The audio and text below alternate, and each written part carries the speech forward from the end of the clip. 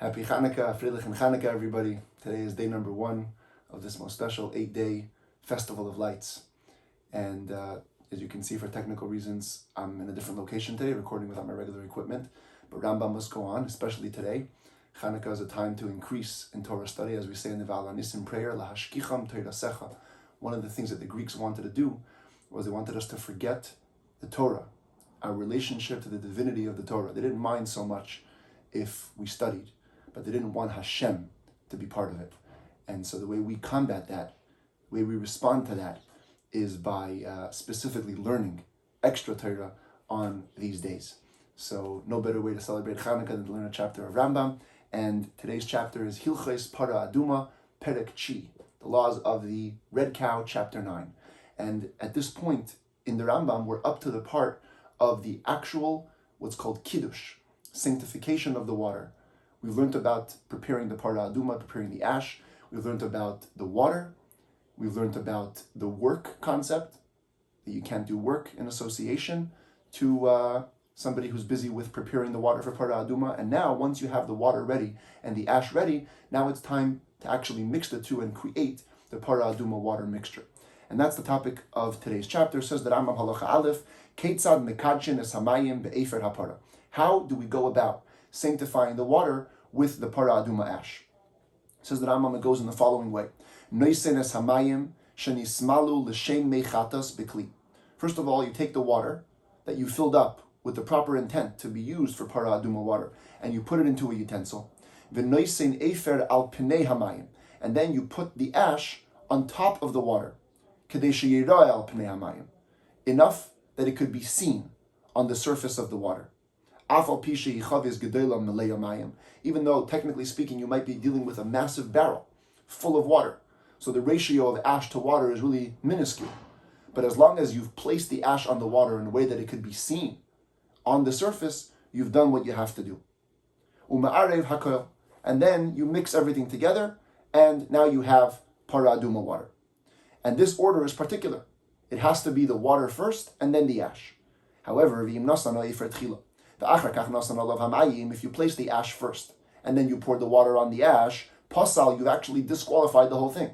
So think about that. You've put in so much effort to get the water, to get the ash, and now just putting it in the wrong way disqualifies the whole thing. It has to be first the water, and then the ash. It says that Rambam, a person who's familiar with the Torah text, the source for this concept, might ask a question. What then is the meaning of what it says in the Torah, V'nosan olav mayim chayim, that you should place upon it the living water? If you put the water first and then the ash, so the ash is upon the water. What does it mean you place the water upon it? It says that Rambam kedei la'arev ha'efer b'mayim. This means that after you put the ash on the water, then you have to put the water over the ash by mixing it. Commentaries explain how do we then know the original principle, that it has to be water first and then ash. That's hinted in the verse. It says, V'nasan olav mayim chayim el keli. The next words in the verse. You place the live water into the utensil. So from the words mayim chayim el keli, we learn that the water has to come into contact first with the utensil, and only then you have the ash go upon it. And then V'nasan olav means you put the water on top of the ash by mixing it. Halacha beis hamekadesh, the person who is sanctifying the water by putting in the ash, tzarich sheyiskavein v'yiten ha'efer biyadei al hamayim. First of all, he has to have intent. It's one of the places in Torah where you have to have kavanah. And by hand, manually, he needs to put the ash onto the water. Shenemar, because it says, v'lokchu latame. They must take the ash, having in mind for the person who is impure. In other words, Torah doesn't just say, take the ash. Torah says, take it for the person who's impure, which means there has to be some kind of mental intent that you know, that you're aware of what you're doing. Ad sheyem miskaven, until you intend lekiddush, ulemilui, ulehazaya, for the sanctification, for the filling of the water, and for the sprinkling. Avolim nafal ha'efer min akli, sheyesh b'ei ha'efer, l'sei chamayim. But say, for example, there was no intent, and still the ash got mixed in. How could there be no intent? You're holding the utensil with ash, and some ash falls in to the water. Or even you took the ash with your hand. But then, before you had a chance to put it in, intentionally, your friend pushed you, or the wind pushed you, and then the ash falls from your hand into the water. or the ash fell from your hand onto the side of the utensil. It didn't go right into the utensil. Or it fell into your other hand. Then fell into the water. Harei ze pasul. Again, in all these cases, it is disqualified because it lacks intent. Halacha Gimel Kidesh Paches Mikidei Hazah Bikli Zeh Upaches Mikidei Hazah Bikli Acher. Let us say that you sanctified the quantity of water into which you mix the ash was less than is required for sprinkling. We'll see more about this later. There has to be enough water. Part of the sprinkling process was you take azoif, the hyssop, and you dip it into the water and you sprinkle it, which means there has to be enough water for you to be able to dip that hyssop branch into the water. That's called kidei hazah, enough to have a sprinkling done with it. So let's say you have 2 bowls. In this bowl, you have water less than the quantity required for sprinkling, and in this bowl you also have water less than the required amount for sprinkling. And you put ash into each of the containers individually. Lo niskachu, says the Rambam, it was not sanctified, because you could only sanctify a quantity of water which could be fit for sprinkling. Let's say the ash was floating on the water. In other words, you had done a kiddush properly. There was a utensil with water, you put ash on top of it, but the ash is still floating.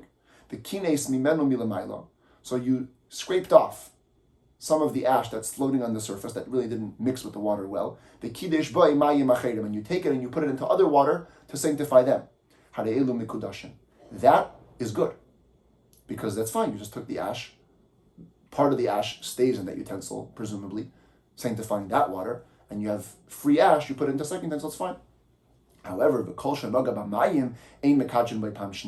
any ash that had originally touched the water in the first container cannot be reused, even if you dry the ash. Even if the original contact of the ash with water didn't come through a person's intervention. Person's holding a utensil with ash, the wind comes, blows the ash into the water. So he tries to now pick it up and do it properly with intent. So he picks up the ash. You cannot dry it and reuse it for sanctification. Once ash touched the water, it's disqualified for future use of kiddush. Imagine you have a small bowl inside a big bowl, and both bowls are full with water, such that the water is now mixed. Let's say the top of the smaller bowl is lower than the top of the higher bowl. So by filling it up with water, you now have both utensils filled, and the water is mixing over the top of the smaller bowl. So long as, or once you put the ash into the water that's in the confines of the bigger bowl, the outer bowl, which the water is up to the top, way past the top of the smaller bowl. As long as you put the ash into the bigger bowl's water, that takes care of all the water in the smaller bowl as well. It sanctifies everything. Even if, technically speaking, the ash couldn't have gotten in. I told you the case is 2 bowls, but imagine the cases of a very, very narrow, the smaller bowl, the inner bowl, has a very narrow opening, and no ash came in. But since it's totally full with water, all the water is now mixed. The water in the outer bigger bowl and the water in the inner, even the narrow-mouthed bowl. Once you put the ash into the water of the outer bowl, it takes care of all of the ash. Halacha hey, an interesting scenario. You have a bowl with a Parah Adumah water, and when you put the ash into that bowl, there was a sponge in the water. Any water that's been absorbed in the sponge is disqualified, because part of the condition is that the water has to be in a utensil. Water in the sponge is not considered to be in a utensil. So now what do? You have a sponge with disqualified water sitting in a bowl with good water. Ketzad yasa, what do? You empty all the water in the bowl while keeping the sponge inside till you reach the sponge. Do not touch the sponge, because if you touch the sponge, even if the water is kind of floating on its surface, so you didn't really squeeze any water out of the sponge. The water that's on the surface is probably the water of the utensil. Psulim, it's disqualified. Once you touch the sponge, we're worried. The water in the sponge is going to come out and mix with the kosher water, which is going to make it disqualified. So you have to just pour it out till you reach the sponge, and then kind of take care of the water in the new utensil where they are. If the sponge fell in to the water after they've already been sanctified, the previous case was you had a sponge in the bowl, then you put the ash while the sponge was in the bowl. But here, you already put the ash into the water, then the sponge fell in. It says the Rambam, you must take out the sponge and squeeze out all the water outside of the utensil. And the water that's in the utensil remains kosher. So the commentaries deal with the question, if the sponge fell in after the water has been sanctified, so who cares? Why do you have to squeeze out the water outside of the utensil? It's kosher water. It's good water. Just leave it as it is. So the commentaries offer different explanations. One explanation is that once the water enters the sponge, it's like water that's spilled out of the utensil. Once water spills out of the utensil, you can't use it anymore. So in the sponge, it's also not kosher anymore. Or others say it's an extra chumrah. It's just a extra stringency. Really, you should be able to leave it in, but we're just more stringent. Or the rabbis didn't want you to get confused in the case where the sponge fell in before, where there for sure the water is not kosher. So therefore, even in a case where it fell in afterwards, at least we say take it out and squeeze out that water. But of course, the water that's in the utensil remains kosher because there's holy water. Now, what about the fact that we said in the last case that when you squeeze the sponge, or even if you just touch the sponge, we're worried that some of the non-kosher water mixes with the kosher water. So here, while you take out the sponge, there's going to be a little act of squeezing going on, seemingly. So the commentary suggests perhaps in this case, we're talking about a sponge which has a little handle sticking out of it, where you're grabbing the handle, you're not actually grabbing the spongy part of the sponge. Halacha vav. Shtei shkasos shebe'even achas. You have a stone which dug into it has two little troughs, two little areas where animals can eat from. So they're kind of a container-like structure. And they're full of water, and you put the ash into one of the troughs. It does not make any water in the second one holy. Because even though technically they're all in one big stone container, but since there's a dividing wall between them, two troughs, so what happens in one doesn't affect the other. But if there's a hole in between the two troughs, big enough, the size of shfeiferes hanoid. Shfeiferes hanoid means the mouthpiece of a leather drinking pouch. They used to have these pouches made out of leather where they would put water inside those little small mouthpiece where you would drink the water from. It's called shfeiferes hanoid. So if there was a hole between the two troughs that size, that combines the two. Or perhaps the dividing wall didn't go all the way up to the top. It's a little bit lower. So the waters can mix. If you put enough water, they'll fill up both troughs and mix at the top, even the size of a garlic peel. The nasan efer la'achas meant so in either of these scenarios, both are considered combined. So if you put ash into one of the troughs, the water in the second one becomes holy. Halacha zayin shtei avanim sheikifan zuluzu va'asan sheikis. Okay, use your imagination caps. I don't have my pictures over here, but you have basically two stones that are really not full containers. One is a half, and another one's another half, and you put them together, now they become a full bowl. V'chein shtei arevas, or two actual wooden bowls that you put together to make one bowl.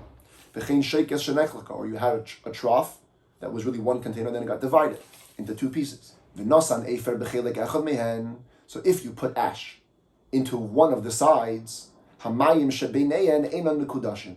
The water between them is not considered sanctified. What does this mean? The commentary said that Rambam was talking about a scenario where how did you put these two pieces of stone together? You held them together by some kind of mud, a non-permanent fusion. And the point is that now they're not really considered to be one container because they're not held firmly together. So therefore, the Rambam describes the law by saying that the water between them is not sanctified. Basically, it means none of the water is sanctified because it's not one container because it's not held together in a permanent way. However, if you held the two together with a very firm thing, with some lime or some gypsum, they can be actually picked up at once. You pick up one side, the other side will come with it. It's so firmly attached. So the water in between them, indeed, does become sanctified. Because it's considered one container, it's a regular container, put ash in the water, and it's good. You have water which has already been sanctified, and other waters got mixed into it, even the smallest amount. Even if the other water was actually filled up with the purpose of being used for Parah Adumah water. Hare'ilu psulin, it's disqualified. Because it's non-holy water with holy water, bad mix. V'chein im yarad l'seichan tal, hare'ilu psulin. Also, if dew fell into the water that's been sanctified, disqualified. By the way, what's the reason for this? What's the reason that when foreign water mixes into the holy water, it becomes disqualified? Because we say that the foreign water makes the amount of water on the hyssop that you're going to dip in less than sheer hazah, less than the amount of sprinkling, because you have also foreign water mixed into it. If other liquids or fruit juice fell into it, you must pour everything out. The whole mixture is gone, disqualified. And you have to first dry out the utensil, and only then can you put in new holy water. Because the water that was in the utensil first became disqualified to the foreign liquids. And therefore, if you're going to leave it moist, that's going to be now disqualified water mixing in with the next holy water. So you must first dry it before you put anything else. By the way, this drying thing also applies to the first cases.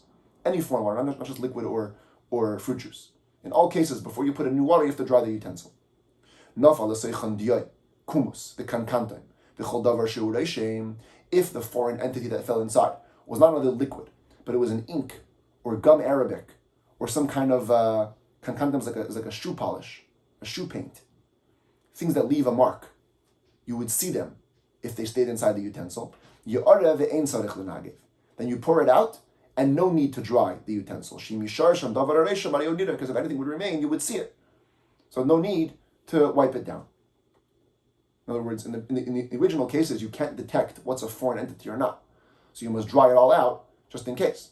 But here, the foreign entity is clear. So if you don't see it, then what remains, even what's wet, is holy water, which is fine. A person tries to put a utensil in a mikvah to be used for chatas. As we're going to see later chapters, one of the stringencies is that you have to immerse everything involved for Parah Adumah for the intent to be used for Parah Adumah. If it's pure for a lower standard, it's not pure for the Parah Adumah standard. So here a person puts a utensil in the mikvah with the intent to be used for Parah Adumah, but the water that he's using is water that could not become holy Parah Adumah water.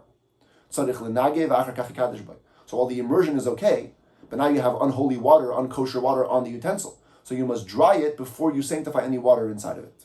If you had immersed it in water which itself could be used for sanctifying Parah Adumah water, no need to dry it off.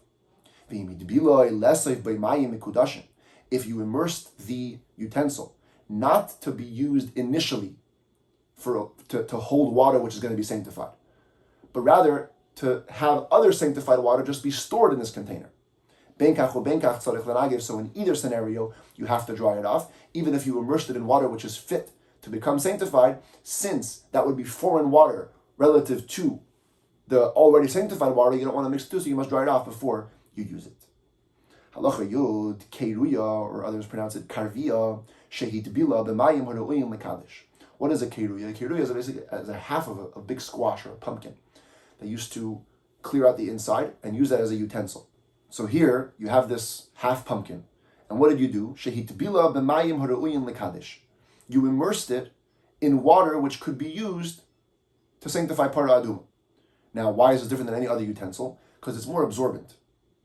It's a pumpkin. It says the Rambam mekadshin. You could sanctify new water in it, but you cannot store already sanctified water in it. Because water that you immerse it with becomes absorbed in it. And then it goes out and will mix with the already holy water and disqualify it. If you're putting in new water, since all the water that's absorbed in it is fit to become holy, so now with the new water, you'll make it holy, it'll be fine. But if you're putting in already holy water, it's going to have foreign water mixing with it. Nitmes v'hit bilua, if this half pumpkin became impure, and you put it in the mikvah to make it pure, ein mekadshin, but now you cannot use it for sanctifying Parah Adumah water, sha'amashkin hatmeyin, hanivloin begufa, because any impure liquid that got absorbed into its body, yetzu v'yisarvu b'mayim shemekadshin esem mesecha, will go out and mix with the water that was used for sanctifying. Same thing, basically, these are all principles related to not having any foreign water mixed with Parah Adumah water. Halacha Yud Aleph mayim mekudashin shenafal l'seicha shkatzim u'remasim. You have holy water, it's already been sanctified. And now, some insects, or some creepy crawly insects, fall inside of them, vinisbaku, and they split. Oisha nishtanu mar'ein, or even if they didn't split, but the water's color changes now because of these insects. Psulin, they're disqualified. The waters are disqualified. This is a foreign entity mixing inside of it. Afilu hayu yaveshin b'yosher, even if the rodents were very, very dry. Like an ant, or a dira is a moth. Kina is a lice that's found in grain. They're very dry. They didn't exude any liquid into the water. Doesn't matter. Once they split or the water color changes, bad news. If a beetle fell into it, and even if they didn't split, or the water color didn't change, the water is for sure disqualified at this point because the shape of the beetle resembles a tube. There's no doubt that water went into it and out of it, carrying some of its moisture. That's foreign moisture in the water, disqualified. You have holy water and an animal or a beast drank from them. Psulim disqualified. Because when they drink, they mix their own saliva into it and it's a foreign entity in the water. All birds are also disqualified if they drink from it. Except for a dove, because it sucks the water in such a way that where drool does not go out from its mouth and mix in the water, it's able to just get the water and not mix anything into the water. Any rodents that drink from the water, they don't disqualify the water because of the way that they drink it. Except for a weasel, because it licks with its tongue, which means that it transfers moisture from its mouth into the water. Parah Adumah water, whose color changed on their own. And because the air affected it, no entity fell into it to make a change, it just changed on its own. Kshedim is still kosher. If they change because of smoke, psulim disqualified. If they froze and then they melted, kshedim is still kosher. Even if they melted through the sun. But if you melted them with fire, psulin, you make them disqualified because the cooking, so to speak, process changes their quality, and so it's changed water. Again, bad news. Halacha Yudalid Efer Chatas, if the ash of the Parah Adumah, Shenishtanu Marav Machmas Atzmai Machmas Ashan, changed its natural color on its own because of other smoke exposure. Kosher, the ash is still kosher.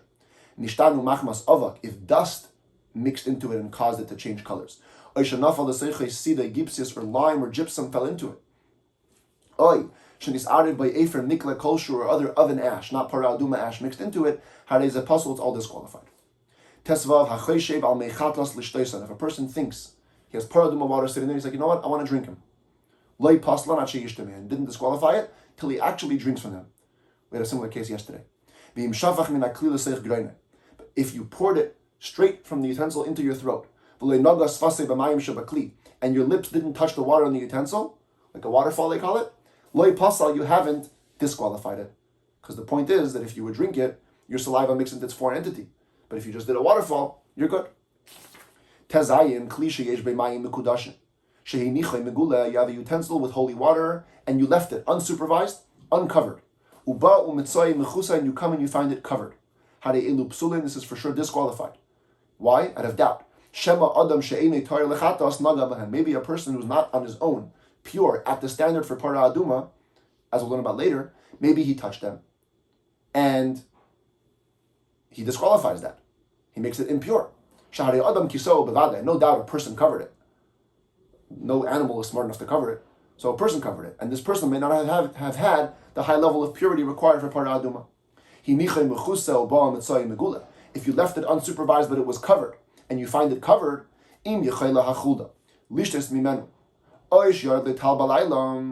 if a weasel could have come and drank from it, or while it was uncovered, some dew fell into it, psulim disqualified, but if not, kshedim, it's actually kosher. The fact that you found it uncovered is not such a problem. Why? It's a double doubt here. Maybe a person uncovered it, or it was an animal, beast, or insect. Covering, no animal can do. But uncovering, animal certainly do. So if an animal did it, it's not a problem. So first doubt is maybe a person did it, maybe an animal did it. And even if you're sure that a person did it, maybe he was pure at the standard required for Parah Adumah, maybe not. But it's a doubt, double doubt, we're more lenient. Halacha Yud Zayin Hamoiser Mayim Mekudashin. If you have water that's already been sanctified, or that was filled up with a purpose of to be sanctified, and you hand it off to a person who is impure to guard them, Hare Elu Psulim is disqualified because some kind of impurity is going to touch it. If you have two people entrusted to guard the Parah Adumah water, and one of them became impure, they're still kosher because the second one is the one in charge now who's still pure. Tahar, v'chazar lishmar, if the first person who became impure purified himself, let's say it was a one-day impurity, he goes to the mikvah, comes back to guard it. The nitma hasheni, the second guy becomes impure now. Kshedim is still kosher. Now they're entrusting in the care of the first guy. Nitmu shnein ka'achas hamayim sulin. If both of them become impure at once, then nobody pure is guarding it, so the water is for sure disqualified.